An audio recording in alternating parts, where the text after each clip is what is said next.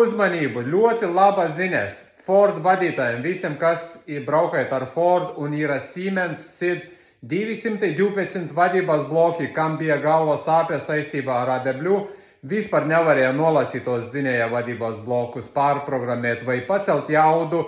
No šodienas vairs problēmu nav. Pie manis autodarbnīca tas ir iespējams izdarīt Fordiem ar Siemens SID 212 tiem jauniem vadības blokiem, kam vajadzēja atblokēt, sūtīt uz ārzemes.